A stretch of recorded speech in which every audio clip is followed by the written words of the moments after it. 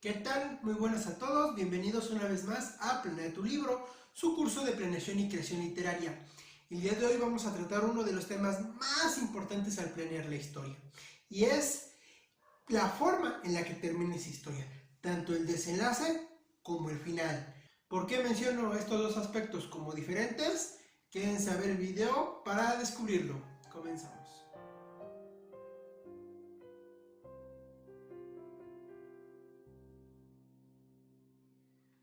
Para empezar, como siempre les recuerdo que revisen la caja de la descripción donde verán todas mis redes sociales. En Instagram, Demencia de Lobo, van a ver diferentes dibujos que yo mismo he hecho. Van a encontrar la serie Letrania vs Travemencia, una serie donde con mi buen amigo Jesús M. Apolinar debatimos entre varios temas y técnicas polémicas en la literatura.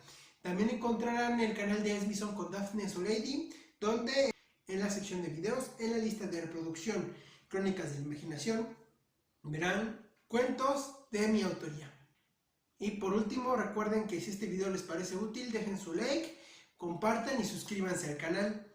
Ahora, para empezar, voy a explicarles cuál es el concepto real de desenlace y final. En las escuelas regularmente les enseñan que es lo mismo, y no es lo mismo ni funciona igual. Incluso el desenlace puede ocurrir al inicio de su historia. ¿A qué me refiero? Desenlace tiene que ver con el conflicto. Y si siguen esta serie, próximamente subiré justamente el video explicando sobre qué es el conflicto y qué es el desarrollo, porque son términos también diferentes. Entonces, si no lo han visto y ya lo publiqué, busquen en mi canal, en la lista de reproducciones, la lista de planear la historia. Ahora, el conflicto, en pocas palabras, es la acción o la situación a través de la cual vas a explicar tu mensaje. Un error es pensar que conflicto en literatura significa lo mismo que problema. En el diccionario sí son sinónimos, pero en la literatura, al hablar de crear una historia, no son sinónimos. Porque un conflicto literario no necesariamente tiene que ver con un problema a resolver. Puede ser incluso una historia de cómo alguien cocina un pastel y lo que siente a través de esas acciones. Simplemente contarte sus emociones al hacerlo. Y ese sería el conflicto. Ahora, el desenlace es la resolución a ese conflicto. Una vez más, resolución no significa la solución, significa el resultado. O sea, si se consiguió lo que se quería, si no se consiguió, si se cambiaron de objetivos, ¿qué se obtuvo a partir de ese conflicto? Y como les decía, este desenlace puede ir incluso al inicio. Situación que vamos a retomar en el siguiente punto, pero voy a definir lo que es el final.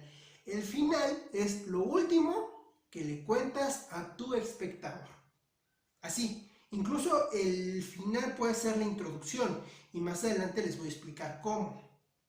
El final incluso puede no contarte el desenlace. Más adelante en la clasificación van a entender cómo es esto. O puede contarte cosas extras más allá. El final es lo último que vas a relatar, sea lo que sea. Ahora, ¿cuál es el objetivo entre estos dos? ¿Qué es la principal diferencia entre cada uno? La intención del desenlace es que de alguna manera un desenlace ideal debe sorprender al espectador. Algo que no se espera. Digamos que él puede esperar que el resultado del conflicto es que se consiga o que no se consiga cierta situación. Y eso es lo que tú vas a sorprender a tu espectador. Darle un resultado que él, ya sea por la forma en la que se lo narraste o porque se haya perdido ciertos datos que no supo conectar en su momento, sea sorprendente para él, no se lo espere. Y el final, más que sorpresivo, debe ser impactante. ¿A qué me refiero con impactante? Debe generar una emoción importante en tu espectador. Puede ser que lo dejes pensando con alguna reflexión, que termines de embonar las piezas en ese momento que quedaron sueltas que se sienta triste, feliz o una sensación confusa entre feliz y triste de lo que haya ocurrido. También puede ser que el final tal cual lo hagas con la intención de que el espectador quiera más. Por ejemplo, al hacer una saga, que quiera saber más respuestas, quiera más de ello. Entonces es como debes de pensar. Uno es sorpresa, otro es impactante. A veces se rompen estas dos normas. Es, digamos, la forma ideal. Pero incluso si tú me das el desenlace al inicio, no va a ser algo sorprendente técnicamente, sino que lo que va a sorprender va a ser cuando entiendan por qué hubo ese desenlace. ¿A qué me refiero? Quizá el desenlace es un personaje muriendo y cuando tú me cuentas la historia ya entiendo qué está pasando. Por ejemplo, eso ocurre en la película de El laberinto del fauno. El desenlace nos lo dan desde el principio. La niña muere, se está desangrando, pero nosotros no somos capaces de entenderlo hasta que lo volvemos a ver en el desarrollo de la historia. Ahora, tipos de desenlace.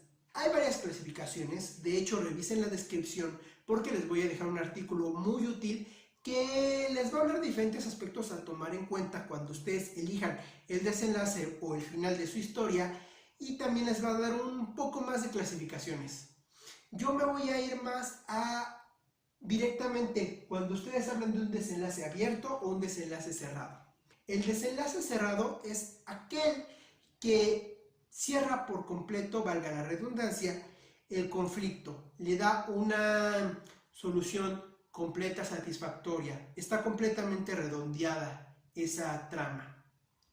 Digamos que pensar en que hay algo por fuera extra no existe y sería quemar la historia ya propiamente. Algo como lo que se quejan actualmente de las secuelas de varias compañías porque terminan una historia completa sin dejar abierto para otra. Entonces la otra historia se siente muy forzada. Y el desenlace cerrado es muy común que sea el que encuentren junto al final. ¿Por qué? Porque justamente terminan diciéndote todo estuvo bien, todo estuvo mal o algún otro mensaje. También puede ocurrir antes del final, como les digo, puede ser desde el inicio, puede ser en medio de la obra, que ponerlo en medio de hecho es más complicado que ponerlo al inicio, o puede ser cerca del final, poco tiempo antes. ¿Qué significa un poco antes del final? Bueno, que vas a mencionar algún epílogo o la clásica escena post créditos o demás. El epílogo, ¿qué nos va a decir? Cuando tú lo usas es para explicarnos cómo viven estos personajes después de todos los eventos. Tienes que considerar que en un epílogo es importante mostrar qué efecto le causó a largo plazo. No simplemente es cuestión de ver que después viven feliz, sino que hay alguna conexión. Puede ser algún aprendizaje o algún dolor, o quizás simplemente un monumento en conmemoración a lo que pasó. Un ejemplo de epílogo, bueno, tendríamos a Harry Potter en la escena final, donde ve a sus hijos ir hacia Hogwarts. Por eso él menciona de la cicatriz y que lleva mucho que no le duele, porque hace la remembranza a esa situación tan importante a través de la trama. En el caso de J.R.R. Tolkien con El Señor de los Anillos, Frodo en el epílogo se va en un viaje a morir porque todavía le duele el impacto de la espada, todavía está choqueado y afectado por todo lo que pasó. Ahora, otro motivo para ponerlo antes del final es terminar de dar las respuestas. Si tú lo pones al inicio, claramente todas las respuestas van a ir después. Pero también hay ciertos detalles que puedes dejar sueltos. Por ejemplo, quién era un personaje que estaba escondido o qué pasó con tal. Entonces esas respuestas puedes aprovechar y ponerlas en las escenas post créditos. Es algo que se ve mucho en Rick y Morty, en la escena post créditos. Se ve qué ocurrió con algún personaje que no fuera tan importante. En Monster University, un chiste simplemente que ocurrió al inicio del curso escolar, se completa con el personaje llegando al salón. Cualquier pregunta, ya sea que haya sido muy importante o que haya sido más leve, también es un motivo para dar el desenlace antes del final, para poder generar ese momento. Incluso lo que te mencionaba del personaje que en escenas postcréditos llega al salón de clases, es una forma de dar un final emotivo de manera cómica. De hecho, muchas escenas postcréditos tratan de hacer esto, dar ese matiz cómico, que valga la pena el cerrar la historia. Ahora vamos con el desenlace abierto. Es cuando el conflicto no queda al 100% cerrado. Hay una parte importante que queda presente, que todavía hay que manejar. Hay dos formas principales de hacerlo, pero bueno, puede haber muchas más de hacer un final abierto, pero esta es la base para que puedas usarlo. Y sería el hecho de que la resolución no la conozca el espectador. Por ejemplo, hay un enfrentamiento entre dos personajes, ambos apuntan, se va la luz y suena un disparo. Ya no saben quién mató a quién, si es que ocurrió o quién disparó. Saben solamente que ocurrió un disparo. ¿Y qué detalles hay que cuidar en este tipo de desenlace? Uno, yo te recomiendo que tú sí sepas el desenlace real. Esto te va a facilitar que al momento de narrar tenga lógica y el espectador sienta como que hubo una sola respuesta que le faltó muy clara y sepa, no la supe porque se apagó la luz, pero no sienta como que hubo esa situación incompleta, como que faltaban más cosas, que directamente sepa la idea, fue porque alguien mató a alguien, que le dé alguna idea clara. El saber tú cómo terminó realmente ese evento es lo que te va a permitir poderlo expresar sin que suene artificial, por así decirlo. Y hay otra cosa que debes de considerar, que es la que acabo de mencionar. Tienes que cerrar los aspectos a un punto en concreto, concentrar todo en un punto de tal modo que la respuesta que quieras que quede abierta sepa el espectador cuál es. Ni no me refiero a que sepa cuál es tu respuesta, sino cuál es tu única pregunta que quedó presente. Por ejemplo, volvemos a eso. ¿Quién murió? Podríamos hablar de otros ejemplos donde dos personajes quizá corren por una pista y trata la historia de su competencia y solamente se rompe la banda, todos felices aplaudiendo el esfuerzo que tuvieron por meses, valió la pena, etcétera, etcétera, etcétera, y ya no me dices quién de los dos ganó. Yo sé específicamente que lo único que faltó fue que uno de ellos ganó. Ya sé que no perdieron los dos porque se alinearon en el momento de la meta. Entonces es una pregunta muy específica. Eso va a evitar que para los espectadores parezca que no hiciste tu trabajo y lo dejaste a medias. Ahora, hay otro modo de hacer un final abierto.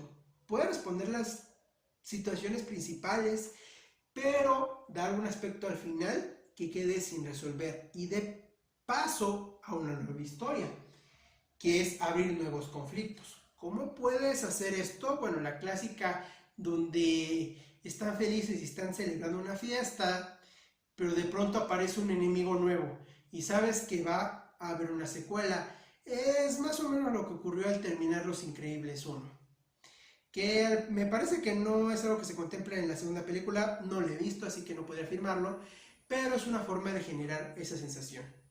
Otra muy clásica que ocurre en todas las películas de terror es que al final, de alguna forma, o sobrevive un espécimen, o apareció un huevo, o revive, o nunca murió, o tenía hijos, etc. O sea, hay algún conflicto nuevo que va a generar una saga. Otro, en Harry Potter, sabemos que Voldemort sigue vivo. Lograron sobrevivir ese año, lograron salvar a quien se pudo salvar, resolver las situaciones que se especificaron en la trama, incluso en el título, como el prisionero de Azkaban, pero todavía Voldemort sigue vivo. O en el caso del prisionero de Azkaban, Colagusano escapó y eso puede ser peligroso. Por lo tanto, ya puedes intuir que este tipo de finales es propiamente para hacer series o sagas.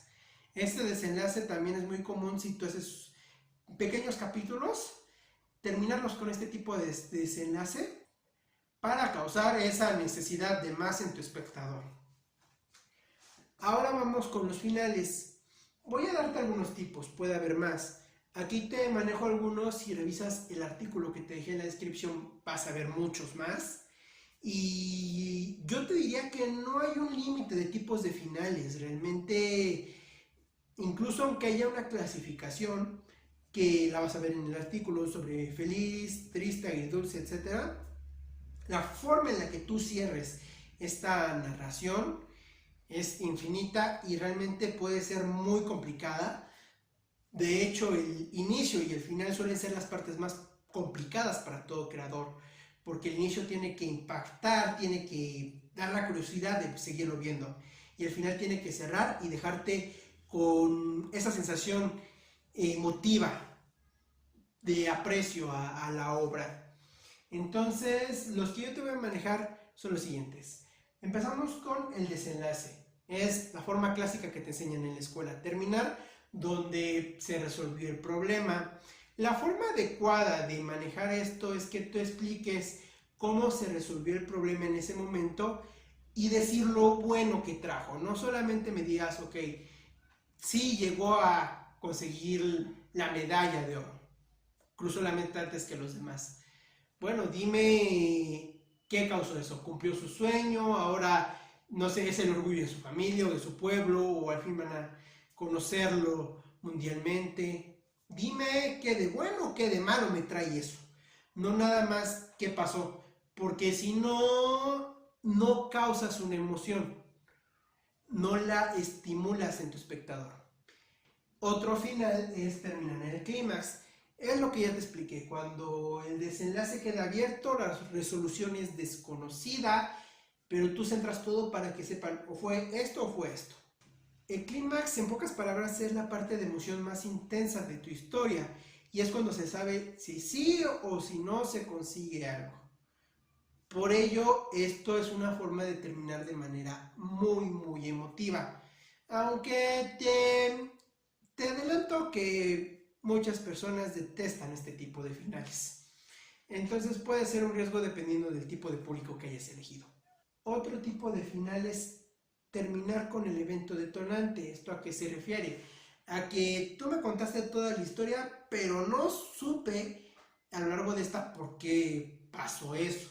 O sea, sé lo que quieren los protagonistas, qué se necesita, pero no sé por qué. Como por ejemplo hubo una invasión de algún monstruo o quizá explotó algún lugar, lo que sea, pero no sé qué lo motivó.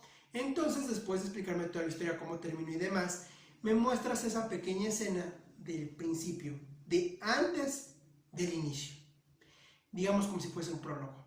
Esto puede ser a través de algún diálogo de un personaje que lo explique, puede ser como una especie de flashback directamente que muestres, o incluso puede ser porque algún personaje que haya sido el responsable esté a punto de hacer la misma situación por la que empezó todo. Y bueno, hay más formas. El punto es que muestres el evento que se desconocía en un principio. Esto es el motivo, ¿por qué? Porque me va a hacer pensar, ahora entiendo todo, ahora todo tiene sentido. Vamos a otro que es terminar con la introducción. Parece ser lo mismo, pero no. Aquí cuando yo me refiero a terminar con la introducción es porque realmente no estás entendiendo bien la historia. Empezaste directo al evento. Es muy común en las historias de terror. Por ejemplo, una que cuenta que un personaje es un asesino, pero esa sangre fría lo hace por diversión. No tiene motivaciones, nunca fue maltratado, simplemente le divierte asesinar. No es que haya un secreto oculto, le satisface oír los gritos de sus víctimas y no simplemente asesina, él los tortura para que mueran lentamente. porque este personaje es un gato. Y así son todos los gatos. Acabo de darte la introducción al terminar la historia, porque ni siquiera te decía de qué estaba hablando, por qué contaba eso. Al decirte yo, ok, esto es así, este es el planteamiento, ya te va a dar esa sensación.